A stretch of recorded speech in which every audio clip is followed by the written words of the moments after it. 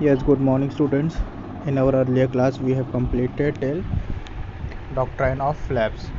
So, in this, we will study how the British East India Company was setting up a new administration. What does the setting up a new administration means? The setting up a new administration means since the British India Company has come in India for trading, but slowly they were conquering India and annexing the Indian Empire. So, in order to annex the Indian Empire, they need some administration also. So, in this topic, we will see how they were annexing the India with the new administration. Warren Hastings was the Governor General from 1773 to 1785. Okay, so the Governor General was Warren Hastings in 1773 to 1785. He was one of the many important features who played a significant role in the expansion of company power. He was one of the most important ruler who played an important role in the expansion of company's power. By his time, the company had acquired power not only in Bengal but also on Bombay and Madras. So जब Warren Hasting was the governor general of India from 1773 to 1785, तो उसके राज में उन्होंने बहुत ज़्यादा acquire कर लिया, India राज्य बहुत ज़्यादा एक्वायर कर लिया। उसमें से ना ही केवल Calcutta but also they acquired Bombay and Madras.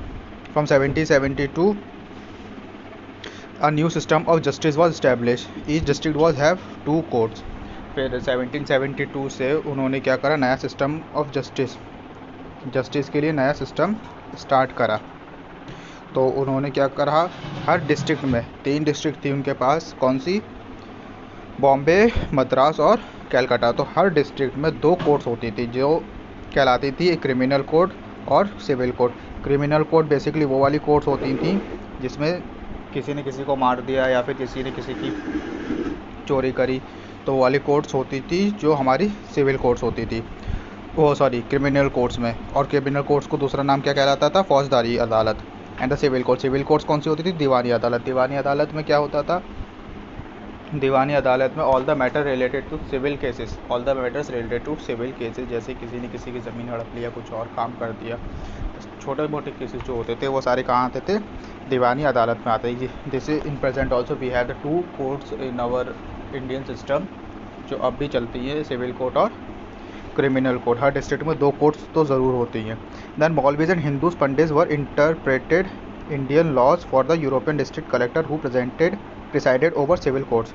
अब इन सिविल कोर्ट्स में क्या होता था, एक यूरोपियन कलेक्टर्स आते थे, ठीक है, यूरोपियन कलेक्टर्स आते थे, या वो जो करते थे वो अपना फैसला सुनाते थे। और जो हमारे हिंदूज मौलवीज होते थे और पंडित्स होते थे, वो इनको जो हमारे धर्मशास्त्र के अनुसार जो भी सज़ा होती थी वो उनको समझाते थे, और वो ब्रिटिश या यूरोपियन कलेक्टर जो है उसको अपना फ़ैसला सुनाते थे। तो इसमें एक चीज़ हम देखते हैं कि जो हमारा ब्रिटिश इंडिया कंपनी में कोई एक उनके तो देश छोटा सा था और हमारा इंडिया था बहुत बड़ा। तो उन्होंने हमारे इंडिया में जो भी लोग चलता था, कोई कॉन्स्टिट्यूशन तो था नहीं, जो भी चलते थे वो हम लोग अपने रिलीजियस व्यूज़ के हिसाब से चलते थे, जो अपने रिलीजियस बुक्स के हिसाब से चलते थे। तो जो भी हमारे रिलीजियस बुक में किसी भी चीज़ की डंडा के या फिर किसी भी चीज़ के लिए जो भी पनिशमेंट दी होती थी, वो हमारे मौलवीज़ या पंडित हमारे यूरोपियन कलेक्टर्स को बताते थे, वो हमारे उसके थ्रू सजा देते थे। Then the criminal code were still under the qazi and mufti but under supervision of collector. और क्रिमिनल कोड में कौन फैसला बताता था, काजी और मुफ्ती बताते थे, और लेकिन उनका सुपरविजन कौन करता था, कलेक्टर्स करते थे। Then a major problem was that the Brahmin Pandits gave different interpretation of local laws based on the different school of धर्मशास्त्र। बस एक दिक्कत ये भी थी कि जो ब्राह्मण और पंडित है वो अपना गलत इंटरप्रिटेशन देते थे लोकल लॉज को लेकर। अब जो नॉर्थ का पंडित है वो कुछ और बोलता था किसी लॉज के लेकर, और जो साउथ का पंडित है कुछ और बोलता था किसी और लॉज को लेकर। इसके लिए बीच में कॉन्फ्लिक्ट होने लग गया, और क्या कहते हैं, उनको बोला गया कि एक ही सज़ा के लिए एक ही जुर्म के लिए 2 अलग अलग सज़ा कैसे हो सकती हैं। So to bring about uniformity in 1775 11 pandit were asked to compile a digest of Hindu laws and B Hale translated this digest into English. तो क्या इसको यूनिफॉर्मिटी बनाने के लिए, मतलब सबके लिए एक ही लॉ बनाने के लिए उन्होंने ईस्ट इंडिया कंपनी ने क्या करा, 11 पंडित को बुलाया गया। 11 पंडित को बुलाया गया सब जगह से, नॉर्थ से साउथ से सब जगह से 11 पंडित को बुलाया गया और उनसे कहा गया कि भाई सब लोग अपने अपने विचार रखो और एक कॉमन बुक बनाओ जिसमें हर चीज़ की अकॉर्डिंगली सज़ा दी जाए और उसको एक कोड में तैयार करना है। Then in 1775 it was started and NB Hall had translated this into English। तो उन्होंने क्या करा, 11 पंडितों ने एक बुक बनाई जो कि इन्होंने हिंदी में बनाई थी। फिर उसके बाद NB Hall हेड नाम का एक ट्रांसलेटर था, उसने ये बुक इंग्लिश में ट्रांसलेट करी। क्यों इंग्लिश में ट्रांसलेट करी? ताकि ब्रिटिशर्स को और आसानी हो, जो भी यूरोपियन कलेक्टर्स आते हैं उनके यहाँ पे सज़ा सुनाने के लिए इंडिया में जो अपॉइंट होते हैं उनको कोई ज़्यादा मेहनत नहीं करनी पड़े, अलग अलग धर्मशास्त्र नहीं पढ़ना पड़े, अलग अलग चीज़ें नहीं करना पड़े, खाली एक ही लॉ और एक ही कोड ऑफ कंडक्ट को पढ़ के वो अपने फैसला ले सकें। So for this it was made. Then in 1778 a code of Muslim laws was also compiled for the benefit of European judges। फिर धीरे धीरे 1778 में भी मुस्लिम लॉज के लिए भी कोड ऑफ कंडक्ट इस्टेब्लिश कर दिया गया और जो बेनिफिट करा यूरोपियन जजेस को। Under the regulating act of 1773 the new supreme court was establish while the court of appeal the Sadar Nizamat Adalat was also set up at Calcutta.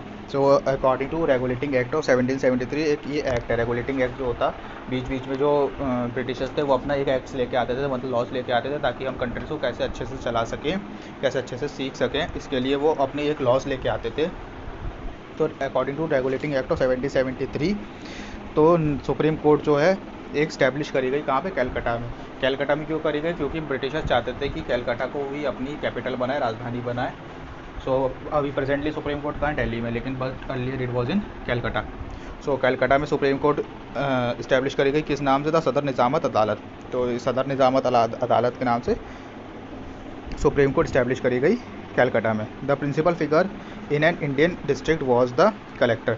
अब इसमें जो प्रिंसिपल फिगर था जो इंडियन डिस्ट्रिक्ट में होता है, जैसे अभी के हमारे डीएम होते हैं वैसे ही पहले के ज़माने में कलेक्टर्स होते थे। अभी तो बहुत चीज़ें चेंजेस हो गई, लेकिन पहले के ज़माने में क्या करते थे? कलेक्टर्स होते थे। As the title suggest his main job was to collect revenue and taxes on the maintain law and order in his district with the help of जजेस। तो कलेक्टर का काम क्या था? जैसे कलेक्टर का नाम है कलेक्ट करना, ठीक है, तो वो क्या करता था? कलेक्ट करता था रेवेन्यू को, टैक्स को अपने लिए कलेक्ट करना था और उसको जजेस की हेल्प के साथ अपने डिस्ट्रिक्ट को सही से रखना होता था, ठीक है। The principal figure in an Indian district was the collector.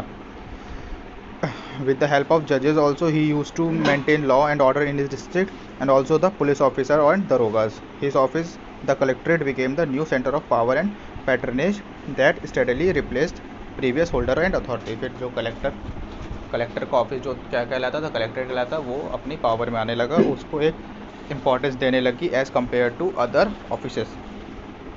The company rule.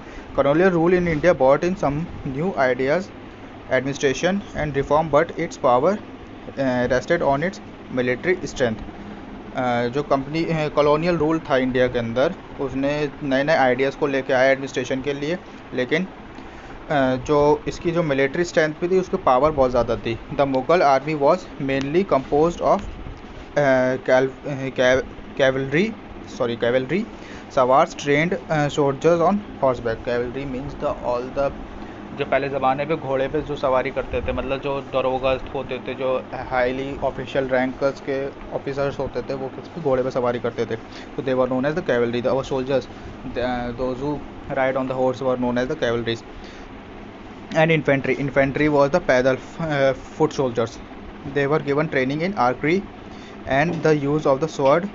The cavalry dominated the army and the Mughal state did not feel that need to have a large professional trained infantry। तो जो cavalry होती थी Mughal time पे जो होता था, cavalry होता है वो डोमिनेट करती थी आर्मी में सबसे ज़्यादा कैवलरी होती थी, और जो इसीलिए मुगल ने नहीं सोचा कि वो फुट स्टेप वाले जो इन्फेंट्री होती उस पर ज़्यादा जोर दिए जाए, यानी कि पैदल सोल्जर्स पे। The rural areas had a large number of armed peasant and the local zamindar often supplied to Mughals with पैदल soldier. तो जो रूरल एरियाज़ में जो large number of armed pageants होते थे, आर्म एंड द लोकल ज़मींदार, जो local ज़मींदार होते थे वो ऑफन वो क्या करते, सप्लाई करते थे मुग़ल को पैदल सोल्जर, जो फुट सोल्जर होते थे, जो इन्फेंट्री होती थी। वो लोग ज़्यादातर कहाँ से जाते थे, गाँवों से जाते थे, पेजेंट से जाते थे, जो फार्मर्स होते थे उनसे जाते थे, और इन लोग को सप्लाई कौन करता था, ज़मींदार करते थे, लोकल ज़मींदार। A change occurred in the 18th century when Mughal successor states like Awadh and Banaras started recruiting peasant into their armies and training them the professional soldier. लेकिन जब चेंज होने लग गया धीरे धीरे 18th सेंचुरी में, जब मुग़ल सक्सेसर स्टेट जो थी, जैसे अवध की स्टेट और बनारस स्टेट, जो उन्होंने क्या करा, उन्होंने पेजेंट्स को यानी फार्मर्स को रिक्रूट करने लग गया अपनी आर्मी में, और एक प्रोफेशनल सोल्जर की तरह उन्हें ट्रेन करने लग गए। The East India Company adopted the same method when it began recruitment for its own army. जब उन्होंने अपनी ओन आर्मी के लिए रिक्रूट करना स्टार्ट करा ईस्ट इंडिया कंपनी ने, तो उन्होंने भी यही मेथड अपनाया। The East India Company adopted the same method in which it began recruitment for its own army which came to be known as the sipahi army. तो East India Company की army क्या कहलाई गई, सिपाही आर्मी कहलाई गई, from the Indian word sipahi means soldier. सिपाही का मतलब क्या हुआ, soldier. As warfare technology changed from 1820s, the cavalry recruitment of the company's army declined. अब जैसे जैसे टेक्नोलॉजी चेंज होती गई 1820s में, तो कैवलरी जो थी हमारी घोड़सवारों के था, जो सोल्जर्स थे, जो घोड़सवार थे, उनको ख़त्म कर दिया गया। This is because the British empire was fighting in armed with in Burma, Afghanistan and Egypt where soldiers were armed with muskets and matchlocks. The soldiers of the company army had to keep pace with changing military requirement and its infantry regiment now became more important. तो हमारी जो east India company थी वो कहाँ लड़ रही थी, Burma, Afghanistan और इजिप्ट में भी उनके सोल्जर्स लड़ रहे थे, और लेकिन वहाँ पे जो है कैवलरी का यूज़ ज़्यादा नहीं था, इसलिए और डिक्लाइन होने लग गई। लेकिन वहाँ पे यूज़ इसका ज़्यादा था, फुट सोल्जर्स का ज़्यादा यूज़ था, यानी कि इन्फेंट्री का ज़्यादा यूज़ था। So infantry became more important. In the 19th century the British began to develop a uniform military culture. Soldiers were increasingly subjected to European style training. धीरे धीरे सोल्जर्स को यूनिफॉर्मिटी मिलने लगी और सबको एक ही स्टाइल से ट्रेन करने लग गया। Drill and discipline that regulated there life far more than before. फिर उनके साथ ड्रिल भी होने लग गई, मतलब एक आपातकालीन स्थिति में जो भी करना होता उन्हें, उनको एक तरह से मॉक टेस्ट जो देना होता है वो देने लग गए उनको, और ये सब डिसिप्लिन उन्हें सिखाया गया।